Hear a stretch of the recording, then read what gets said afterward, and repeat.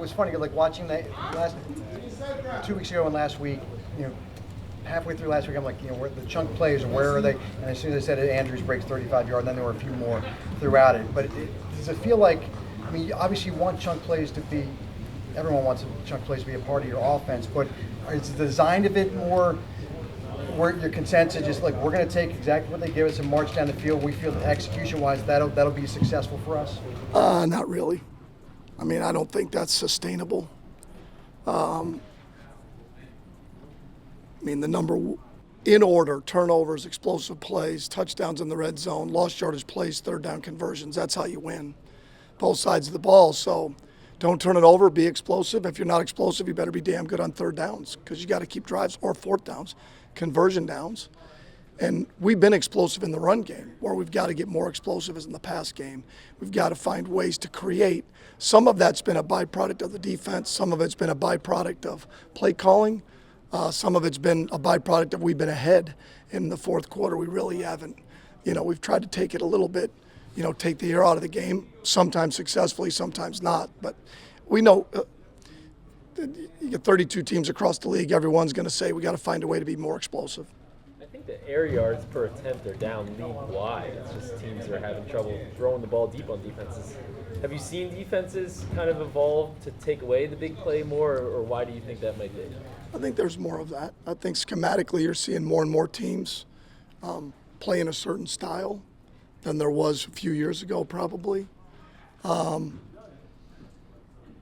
at the end of the day, it's still within a given game, maybe not statistically over a year, but within a given game against the opponent you're playing.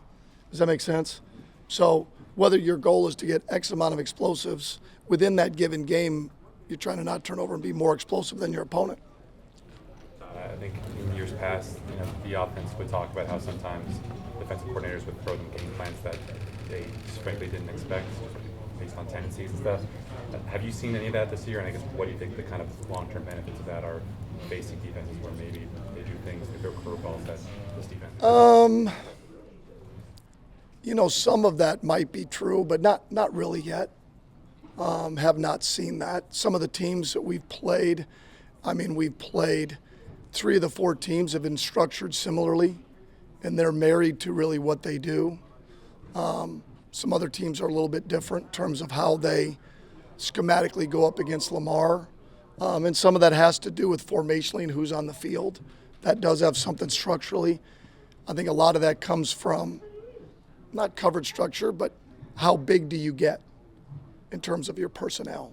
Like how many tight ends, how many big people? That's where a team has to get a little bit creative in terms of fitting gaps.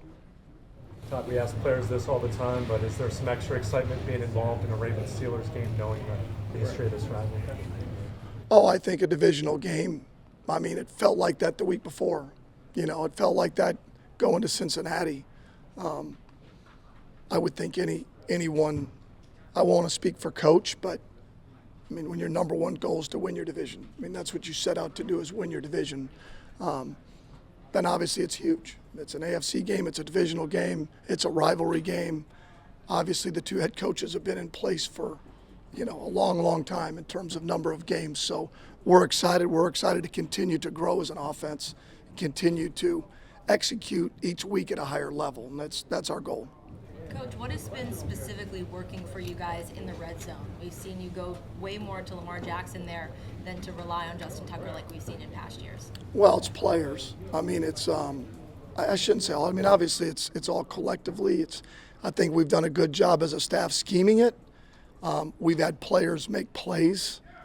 You think of all the different. We had a couple of third down conversion touchdowns against Cincinnati that were huge in terms of a 3-point win.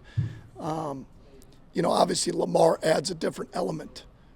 Other teams at times down there, to give themselves a chance to run the ball, will go Wildcat. Well, we don't have to go Wildcat. That doesn't mean we want to do that all the time, but he adds a different element that allows for a defense to have to play for. And you're seeing that in terms of coverage structure, but coaches have done a good job scheming it. The staff has. The players have done a great job executing it. You can always assume both teams getting up for this game, but the fact that the last 6 times the Steelers have been blown out, they've come back and won the next week. You've got again with Mike Tomlin, one of his skills is having his team ready and not going through his long-term drought. So it kind of like, crap, did that really happen last week against Houston for them, and now we got to deal with a little extra from them? Yeah, I mean it's a credit to them, but I mean that's got nothing to do with this year. I mean we'll see. We'll be ready to go, and I'm sure they'll be ready to go. In about 4 weeks, do you feel like you start to have enough information on your opponents, just their tendencies and stuff?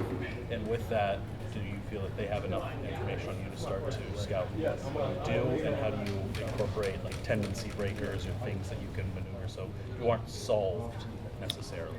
Well, it's a good balance. I think every team has tendencies.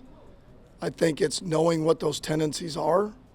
How do you play off that? Because you're going to have strengths, and you've got to play to those strengths, be it personnel-wise or schematically, because you can't be recreating the wheel each week. The key is what do we do well? What do they do well? How can we attack them? And they're thinking the same things. And we've got to do a good job of masking that, but still staying within the confines of what we want to be and what we want to continue to be moving forward.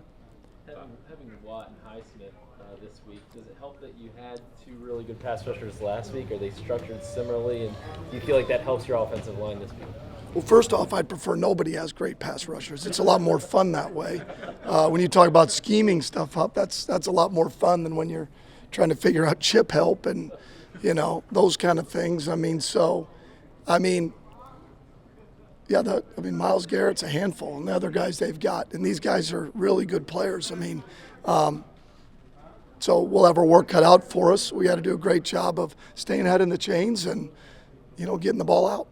Do you kind of have an overall philosophy on how this offense benefits, or maybe in some ways doesn't benefit from motion? I know you guys have done a lot of different kind of things, so it's not just one particular brand of it, but I guess how do you kind of follow when it helps and when it hurts? Some of it's kind of the price of doing business. I think when you face defenses too that are like really get off the ball on a snap count, they would say false starts or illegal procedures is kind of the price of doing business. I think there's part of that when you motion and shift. There's always give and take. The defense is moving, run game protections, where your IDs are. So there's a cost-benefit analysis, right, in terms of getting them to move, rotate, those kind of things, where it benefits you without too often times, and at times it has hurt us. Early on in the first game, we hadn't really all played together, and and some of the motions and sifts are different than when you're in practice and what you see and when bullets are flying. And so it's still a work in progress to eliminate, right, the drag at times in terms of IDs, where they're at. But it certainly is, in terms of a benefit. It can be. I'll just say that. You mentioned that you guys have had explosive plays running. Can you talk about what you see that's working well, and how much do you think it's benefited that this team is a team that is used to running the football well? Well, I think that's a great point. I think that I still don't believe you can control a game if you can't effectively run the football. It's hard to control a game. It is what it is. It's hard to stay ahead of the chains, and we wanted to when we came in, trying to blend in terms of the physicality, some semblances of the same run game that you could carry over and still be able to kind of do some things schematically to help that. And I think our staff's done a great job of that. And I think there's a comfort level with the players in terms of some of the things that we're doing.